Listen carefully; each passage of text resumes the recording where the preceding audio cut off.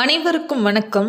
இன்றைய பதிவில் நீண்ட நாள் விருப்பங்கள் நிறைவேறணும், நினைத்த காரியங்கள் அனைத்திலும் வெற்றி கிடைக்கணும் அப்படின்னு மனதார நினைத்துட்டு முருகப்பெருமானை நினைத்து இந்த ஒரு ஸ்லோகத்தை நீங்கள் தினமும் ஒரு 3 முறை சொன்னால் கூட போதும். நிச்சயமாக இது உங்கள் வாழ்க்கையில் ஏராளமான மாற்றங்களை ஏற்படுத்தக்கூடியதாக அமையும்.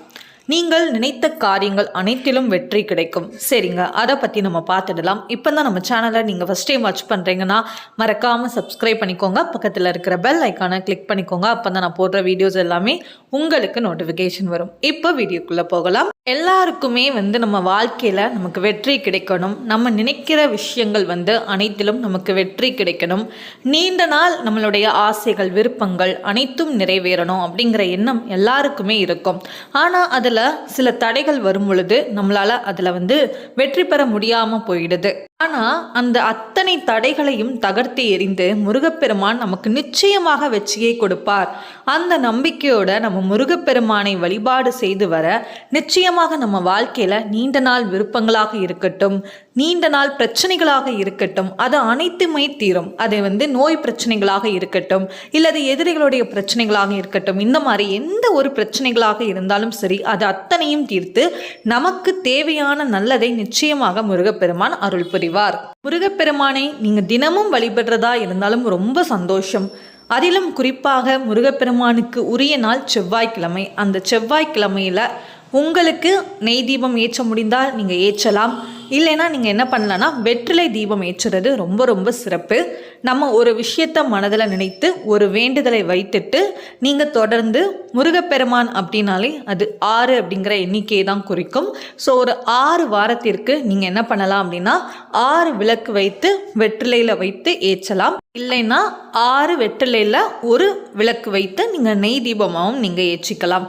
தொடர்ந்து செவ்வாய்க்கிழமைகளில் வெற்றிலை தீபம் ஏற்றி வர நிச்சயமாக முருகப்பெருமான் உங்களுடைய வேண்டுதலை நிறைவேற்றி கொடுப்பார். அந்த 6 வாரமும் நீங்கள் மனதில் ஒரே ஒரு கோரிக்கையை வைத்துக்கோங்க, ஒரே ஒரு வேண்டுதல் வைத்துக்கோங்க.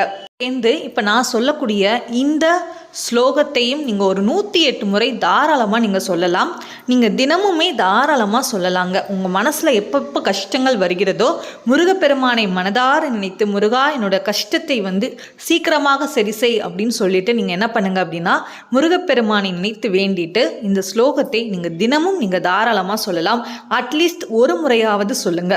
குறிப்பாக செவ்வாய்க்கிழமையில் சொல்கிறது ரொம்பவே சிறப்பான ஒரு பலனை கொடுக்கும். அதுவும் வெற்றிலை தீபம் ஏற்றி வைத்துட்டு நீங்கள் முருகப்பெருமானுடைய பாடல்கள், கந்த சஷ்டி கவசம், கந்தகுரு கவசம், கந்தர் கலிவெண்பா, கந்தர் அலங்காரம், இந்த மாதிரி எண்ணற்ற பாடல்கள் இருக்குது. அது அத்தனையும் பாராயணம் செய்துட்டு அதோடு சேர்த்து இந்த ஸ்லோகத்தையும் ஒரு 108 முறை நீங்கள் சொல்லி வர வாழ்க்கையில் இருக்கிற அனைத்து குறைகளையும் நிறைகளாக மாற்றுவார். இந்த மாதிரி முழு நம்பிக்கையோட நம்ம முருகப்பெருமானை வழிபாடு செய்து வர நம்மளுடைய அனைத்து கஷ்டங்களும் அனைத்து பிரச்சனைகளுக்கும் ஒரு நிச்சயமான தீர்வு கிடைக்கும்.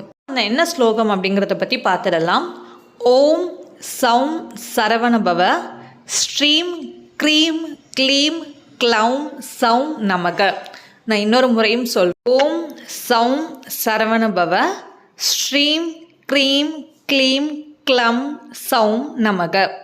இதை நீங்கள் நான் ஸ்க்ரீனில் அப்டேட் பண்ணுறேன். நீங்கள் பார்த்து கூட தாராளமாக நீங்கள் வாசிக்கலாம். விளக்கு ஏற்றிட்டு நீங்கள் என்ன பண்ணுங்க அப்படின்னா தினமுமே முருகப்பெருமானை நினைத்து காலை மாலை என 2 வேளையிலும் தாராளமாக சொல்லலாம். ஒரு முறையாவது சொல்லி பாருங்கள். கண்டிப்பாக சொல்லிவிட்டு அந்த நாளை ஆரம்பித்து பாருங்கள். அந்த நாளில் வரக்கூடிய அத்தனை தடைகளையும் முருகப்பெருமான் நிச்சயமாக உங்களுக்கு தீர்த்து வைப்பார்.